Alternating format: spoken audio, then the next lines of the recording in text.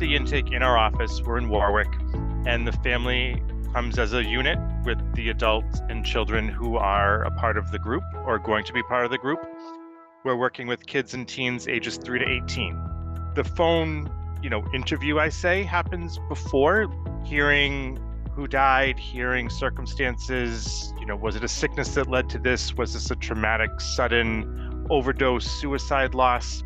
And hearing about what the kids know and understand. So I have that picture painted before I meet you, and then it's showing you the building and the space that we're in, going over ground rules and expectations, and then certainly hearing a bit about you, your child, as well as the person who died. And then we would set you up on one of our group nights, as we have 5 different offerings.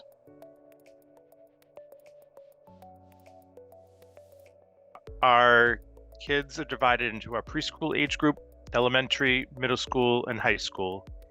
And as you mentioned, the adult caregiver group meets simultaneously.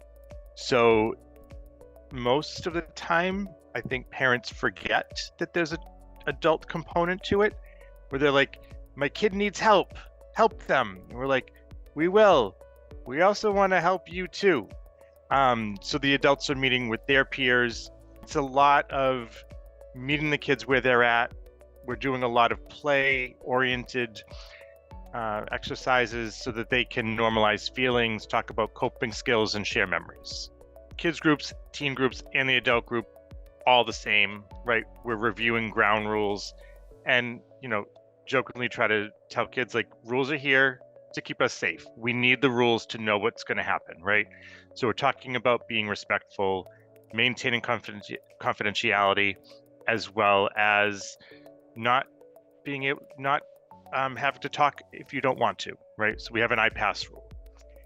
And then, depending on the group, if there's new people there, it can kind of take on, a horse of a different color in terms of, well, we were going to talk about, upcoming holidays. We've got 4 new families tonight. So we're going to each do a brief intro so that the adults have a sense of who's in the room, right? So everybody goes around. I'm Ryan. My so-and-so died. The ages of my kids are, 6, 12, and 18. So everybody has a sense of who's in the room. Similar for the kids groups, they do their brief intros and say who they are. There's sometimes where the intros and check-in for the kids groups can take half the time. There's a question there. Someone says, oh my gosh, like, you found out that your dad died when you were at school. Well, my dad died when I was at school, and they're making that connection.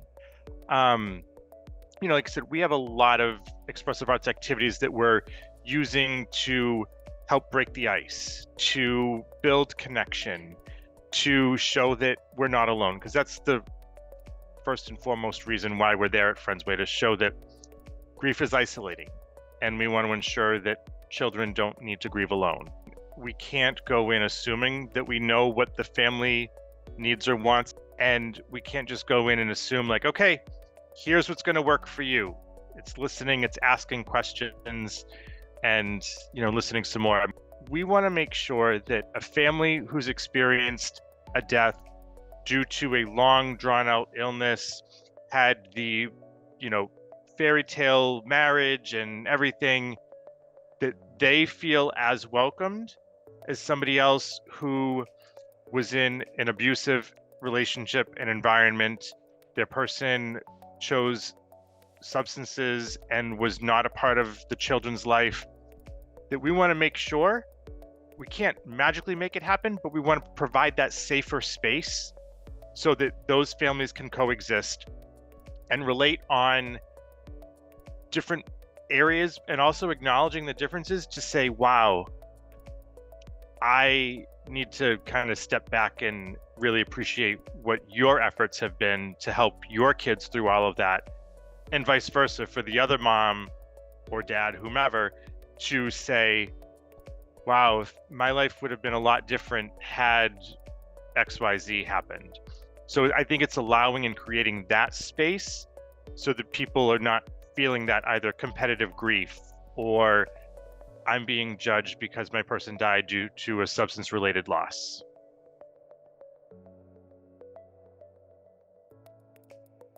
so many times we're focused on the cause of death, and hospice, certainly when I was there, was really talking about, we're not talking about how they died, we're talking about how they lived, right? Because you're meeting somebody at the most awful time of their life and talking with the family and saying, wow, I mean, I love hearing stories. I hear so many stories, certainly from the families that we're meeting, and hearing stories about the person who died.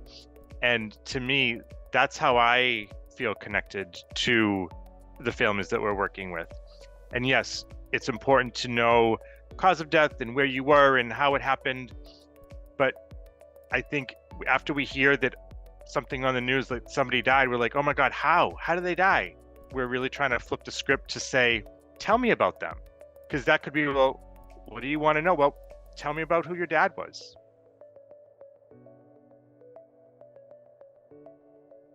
Again, it's different as we're talking guilt and anger for a 16-year-old versus a 5-year-old and how that plays out. I always say in our groups and intakes that all feelings are okay. It kind of depends on what you do with the feeling, right? So especially in our youngest age groups, we're trying to help name that feeling. So again, so many tricks, if you want to call it, but even just techniques of, we'll do a Simon Says, and we'll have a mirror in front of the kids to say, okay, Simon Says, show an angry face. We want to see how different every person's angry face is. And then you kind of step back a little bit and say, so what makes you angry? And then they might share. And have you seen your primary caregiver be angry? And they might share, well, yeah, they get angry when I don't make my bed, or they get angry when I actually ask about my dad because my mom doesn't like for me to talk about my dad. And then we'll say, so how do you notice when your body gets angry? So, some of our groups will do kind of like a gingerbread person kind of cut out and identify which color would go where. And another key point that I always make is I never want to assume that someone's yellow means happy and someone's red means anger and someone's orange means joy, because that might be my own, or it might be, oh, well, this is what I've kind of seen, right?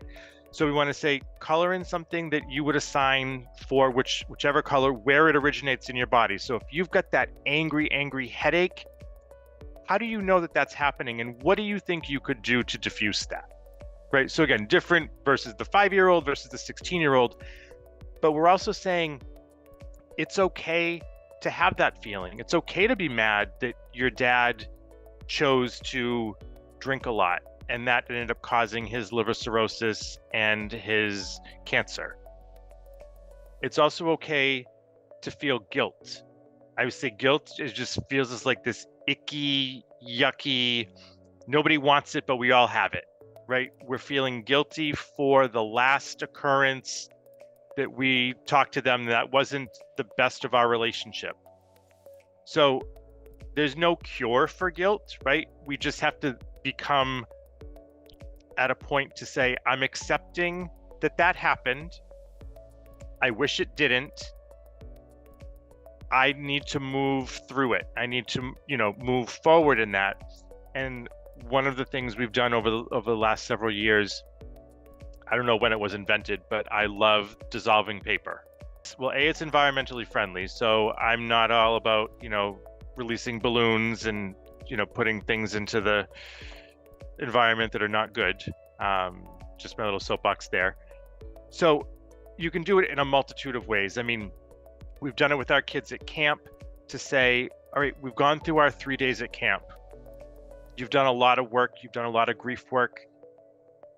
Is there a message you want to send to that person who has died? Is there something that you feel like you've been carrying around that you're now ready to get rid of? So it can be a letter that they're writing to their person. It can be, I'm letting go of this relationship that I was supposed to have with my dad, and I'm grieving the relationship that I didn't have.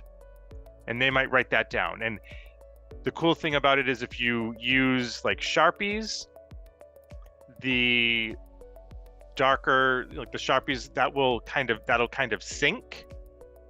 If you use crayons, the wax kind of like lifts up, and then you can put it into whatever, a 13 by 9 by something pan, or you can put it into bubbles, or just put it into like the lake, and seeing the kids watch their message go, and they can either see remnants of it, or again, if you're using a foil pan, they might want to see that it's now lifted, but then they can mix it up if they don't want anybody to see it. And again, knowing that it doesn't magically make it better, but I think that's just another release of like I'm breathing a little bit easier because I did that work to acknowledge and let it go.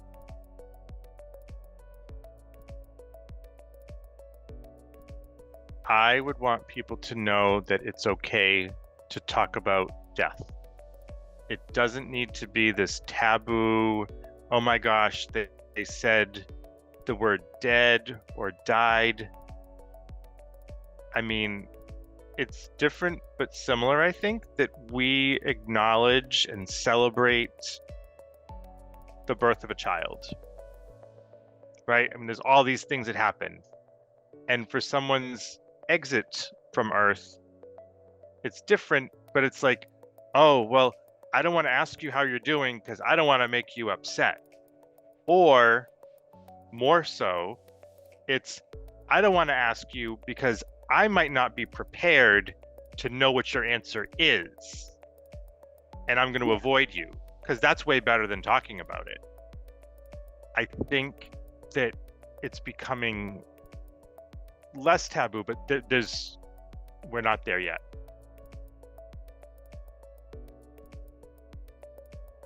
Our kids start as young as 3, and sometimes people feel like, oh, well, I don't think my 3-year-old, is really grieving. 3-year-olds are not expected to have the understanding of death and understand that it's final and it's permanent.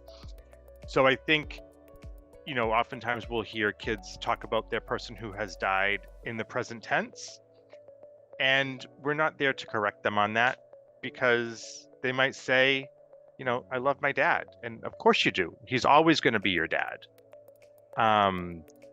I think kids' understanding of death certainly changes as we see the evolution from, we've had several kids in our program for several years, and it changes as they go from elementary to middle school, and then, depending on their understanding about how the death happened, and then factoring in the relationship they had with their person to say, wow, I only started to get close to my dad when he was getting close to death, and I wonder how different my relationship would have been if I had done XYZ different.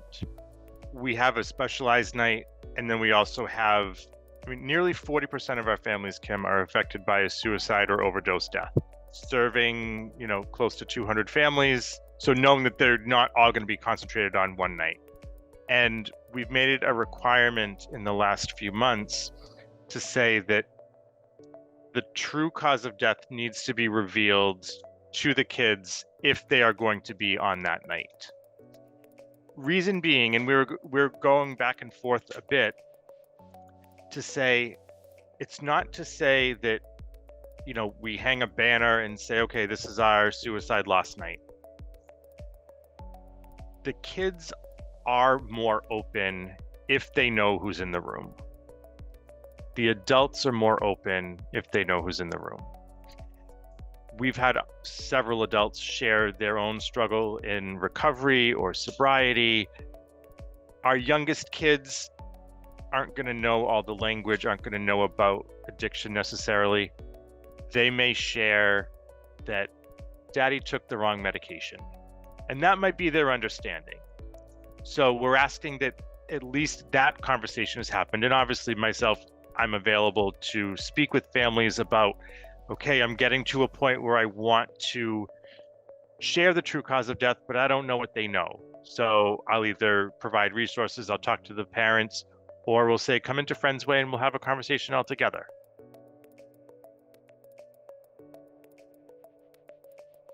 it's hard, right? And we want to honor the family's story and saying, I'm not ready to share this yet. And usually it ends up being that I don't want the image of their person who has died because of the drug overdose or because of their mental illness and they died by suicide. I don't want that to be how they are remembered.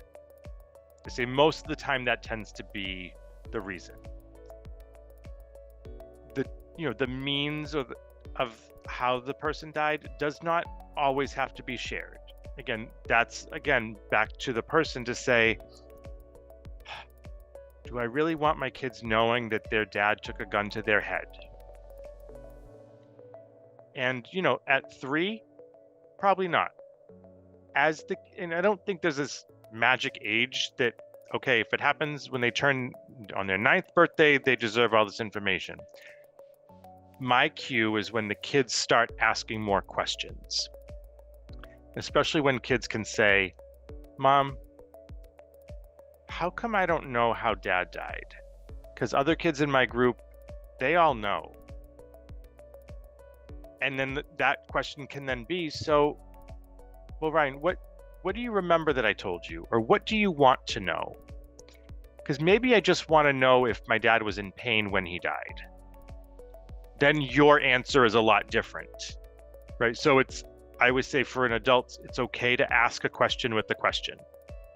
To say, I don't know, Ryan, what do you think? Because then you're getting an idea of like where my thought process is.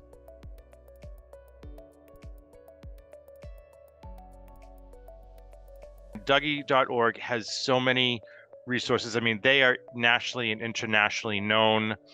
They've responded in so many ways to tsunamis and everything. So there's a lot of resources in other languages. They'll train, other facilitators who want to create a center like theirs in your own community. So, I mean, Dougy is one of my go-tos. And a lot of times people will reach out to us to say, I've got a family friend in New Mexico, and they know that we go to Friends Way. So is there like a Friends Way out in New Mexico? And I mean, I know a lot of things. I don't know all the things. So right. I go to Dougy.org, I plug in, and then I can email and say, yep, here are some of the centers that you can reach out to that would be, similar or close to, you for that. Again, I mentioned our affiliation with the National Alliance for Children's Grief.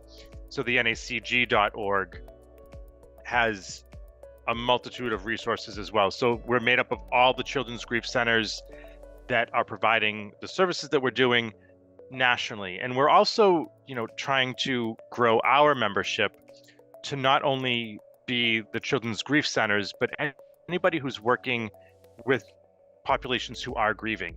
So like funeral homes. I mean, schools are obviously doing this whether they know it or not, right? We get a large percentage of our referrals from schools. So there's information and trainings and opportunities that have been created, through the members.